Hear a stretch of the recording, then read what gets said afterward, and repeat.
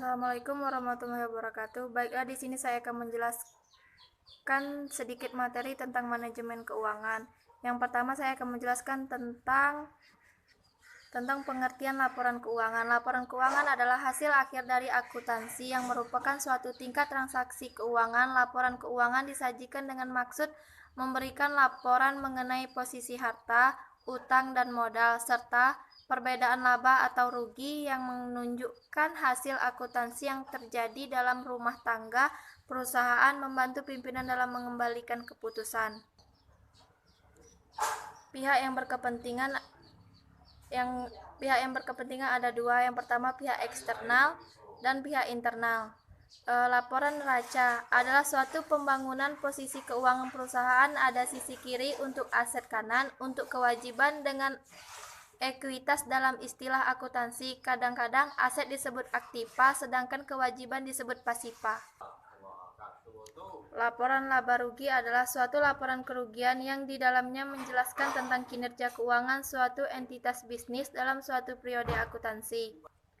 Manfaat laba rugi: yang pertama, mengubah kinerja perusahaan lainnya. Yang kedua, mengembangkan perusahaan. Yang ketiga, melihat resiko. Yang keempat, tolak ukur perusahaan. Yang kelima, menganalisis strategi perusahaan.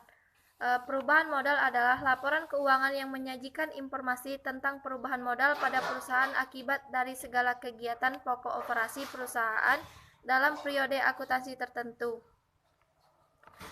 Fungsi perubahan modal: yang pertama, membantu pihak yang kontribusi dalam mengembalikan suatu keputusan. Yang kedua, mengetahui besarnya sebuah perubahan resiko, ekuitas, atau modal usaha. Pajak penghasilan adalah kontribusi wajib kepada negara yang tentang oleh periode atau badan yang bersifat memaksa berdasarkan dengan tidak mendapatkan imbalan secara langsung dan digunakan untuk keperluan negara bagi sebesar-besarnya kemakmuran rakyat. Yang ketiga, break-even point adalah keadaan di mana perusahaan dalam operasinya tidak memperoleh laba dan juga tidak memperoleh kerugi.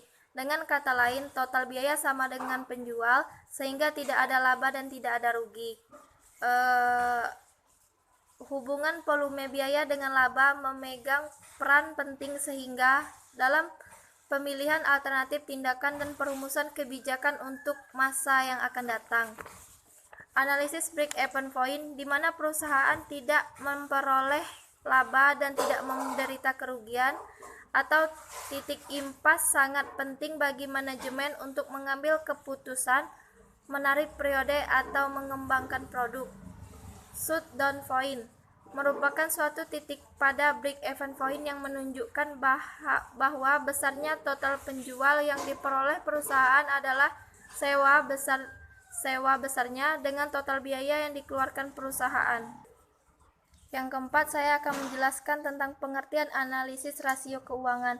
Sedangkan keuangan adalah suatu yang berhubungan dengan akuntansi, seperti pengelolaan keuangan dan laporan keuangan. Jadi, rasio keuangan adalah indeks yang menghubungkan dua angka akuntansi yang diperoleh dengan membagi satu angka dengan angka lainnya. Rasio keuangan utama: yang pertama, rasio likuiditas. Yang kedua, rasio solvabilitas. Yang ketiga, rasio aktivitas. Yang keempat, rasio leverage. Yang kelima, rasio pasar. Kondisi kesehatan dan kinerja perusahaan: yang pertama, perusahaan dalam keadaan liquid dan solvable. Yang kedua, liquid tapi insolvable. Yang ketiga, liquid tapi solvable. Yang keempat, liquid dan insolvable. Pengertian manajemen modal kerja didefinisikan sebagai yang digunakan untuk membiayai operasional perusahaan. Dengan kata lain, modal kerja merupakan investasi yang ditanamkan dalam aktiva lancar atau aktiva jangka pendek. Dengan kata lain, modal kerja merupakan investasi yang ditanamkan dalam piutang, persediaan, dan aktiva lancar lainnya. Arti penting manajemen modal kerja: yang pertama, bahwa kegiatan seseorang manajemen keuangan lebih banyak menghabiskan dalam kegiatan operasional perusahaan. Yang kedua, investasi dalam aktiva lancar. Yang ketiga, dalam praktiknya seringkali bahwa lebih dari separuh dari total aktiva merupakan bagian dari jumlah aktiva lancar. Yang keempat, khusus bagi perusahaan kecil, manajemen modal kerja sangat penting karena investasi dalam aktiva tetap dapat ditekan dengan menyewa, tetapi investasi lancar dalam piutang dan sedia. Yang kelima, khusus bagi perusahaan yang relatif kecil. Yang keenam, terdapat hubungan yang sangat erat antara pertumbuhan penjual dengan kebutuhan modal kerja. Konsep modal kerja terbagi menjadi tiga, konsep kuantitatif, konsep kualitatif, dan konsep fungsional. Jenis modal kerja terbagi menjadi dua. Yang pertama, modal kerja permanen dan modal kerja variabel. Modal kerja permanen terbagi menjadi dua. Modal kerja permanen dibagi menjadi dua, yaitu modal kerja primer dan modal kerja normal. Modal kerja variabel juga terbagi menjadi tiga. Yang pertama, modal kerja musiman dan modal kerja skilis dan modal kerja darurat. Pendekatan modal kerja. Yang pertama, agresif modal kerja. Yang kedua, konservatif average. Yang ketiga, trade-off keduanya. Yang keenam, analisis kebutuhan modal kerja merupakan analisis yang berhubungan dengan sumber-sumber dan penggunaan perusahaan, artinya di mana saja sumber dana dan penggunaan dana tersebut dan untuk apa. Modal kerja kebutuhan untuk membiayai kegiatan produk perusahaan dibandingkan dengan modal tatap muka. Modal kerja sifatnya lebih fleksibel. Analisis pembiayaan modal kerja adalah pembiayaan jangka pendek yang diberikan kepada perusahaan untuk membiayai kebutuhan modal kerja. Usahanya berdasarkan analisis atau dana dapat diartikan sebagai modal kerja. Seperti telah diketahui, modal kerja adalah aktiva lancar dikurangi hutang lancar. Motif memegang uang kas dibagi menjadi tiga macam. Yang pertama, motif transaksi, yaitu pendekatan klasik diasumsikan bahwa tujuan setiap orang memegang uang adalah sebagai alat tukar. Yang kedua, motif berjaga, untuk digunakan sebagai alat untuk menghadapi ketidakpastian akan kebutuhan di masa mendatang. Yang ketiga, motif spekulasi, yaitu uang digunakan untuk investasi atau diharapkan akan mendapatkan keuntungan di masa yang akan mendatang. Anggaran kas. Yang pertama, pengertian anggaran kas, tujuan utama anggaran kas, penyusunan anggaran kas, langkah-langkah penyusunan anggaran kas, fungsi anggaran kas, dan format kas. Kedelapan, manajemen kas efisien. Pengertian kas. Kas merupakan suatu bagian dari aktiva yang paling likuid yang bisa dipergunakan secara untuk memenuhi kewajiban finansial perusahaan. Contoh ilustrasi konsep siklus kas dan pengertian kas. Yang pertama, siklus kas. Yang kedua, pengertian kas. Yang ketiga, faktor yang mempengaruhi besarnya sediaan kas. Yang keempat, strategi dalam manajemen. Model Baumel mengidentifikasi bahwa kebutuhan akan kas dalam perusahaan mirip dengan persediaan. Apabila perusahaan memiliki saldo kas yang tinggi, perusahaan akan mengalami kehilangan kesempatan untuk menginvestasikan dana. Model Miller dan Orr. Miller dan Orr mengasumsikan bahwa aliran kas masuk dan keluar tidak konstan. Pengertian yang kesembilan, pengertian piutang. Piutang merupakan salah satu unsur dari aktiva lancar dalam neraca perusahaan yang timbul adanya akibat penjualan barang dan jasa atau pemberian kredit terhadap debitur yang pembayarannya pada umumnya diberikan dalam tempo 30 hari sampai dengan 10 hari. Jenis-jenis piutang. Yang pertama, piutang usaha adalah sejumlah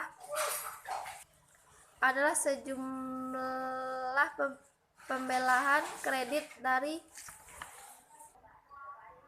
kredit dari pelanggan. Yang kedua, wesel tagih adalah surat format yang diterbitkan sebagai bentuk pengukuran utang.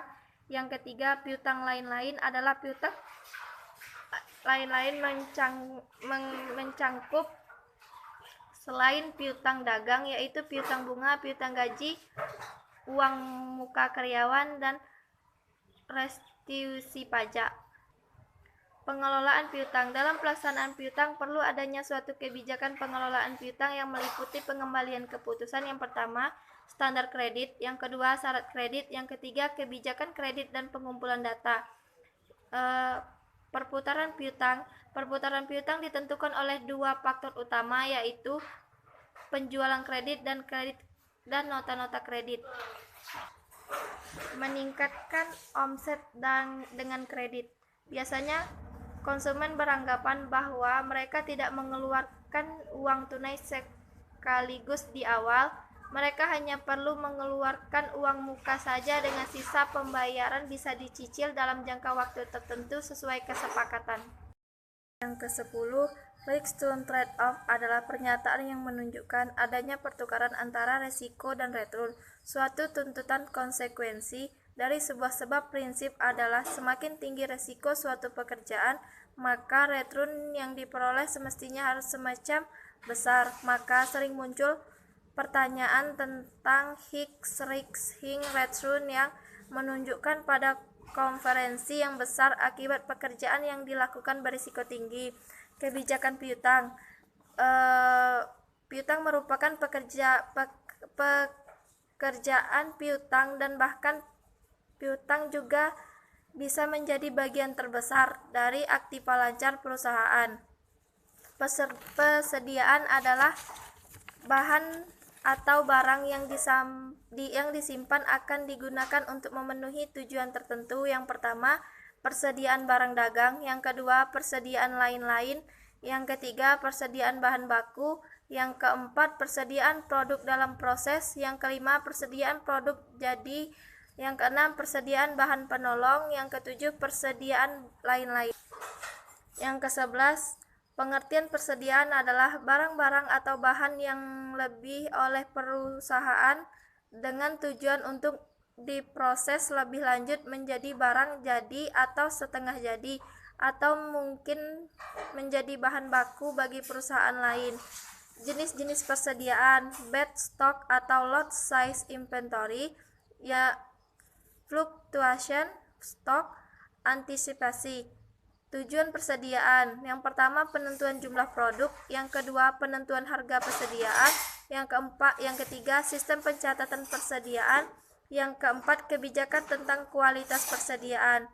Fungsi persediaan: fungsi discounting, fungsi economy size, fungsi antisipan. Penilaian: yang pertama, penilaian dengan pendekatan arus harga pokok. Yang kedua, penilaian persediaan selain arus harga pokok. Pengelolaan fisik, pemisahan tugas, penyelenggaraan pertanggungjawaban. Yang ketiga, verifikasi intern dan independen. Yang keempat, prosedur pendokumentasi. Yang ke-12, manfaat investasi pada persediaan. Yang pertama, manfaat diskon kuantitas. Yang kedua, menghindari kekurangan bahan. Yang ketiga, pemanfaatan pemasaran. Karakteristik biaya persediaan. Yang pertama, biaya-biaya dalam persediaan yaitu biaya penyimpanan, holding cost, carrying cost, biaya pemasaran atau pembelian, biaya yang timbul akibat perusahaan kehabisan persediaan. Model persediaan optimal. Pertama, model persediaan kualitas pesanan ekonomis, model persediaan dengan model tertunda, model persediaan dengan diskon, model persediaan dengan priman bertahap. Reader point adalah sebuah titik di mana sebuah barang yang ada di dagang harus ditambah persediaannya sebelum kehabisan. Menghitung reader point, ada 3 hal yang menjadi parameter utama dalam perhitungan reader point. Yang pertama, lead time demand. Yang kedua, lamanya lead time. Yang ketiga, total lead time. Terima kasih, itulah sedikit materi yang saya jelaskan. Saya akhiri, wassalamualaikum warahmatullahi wabarakatuh.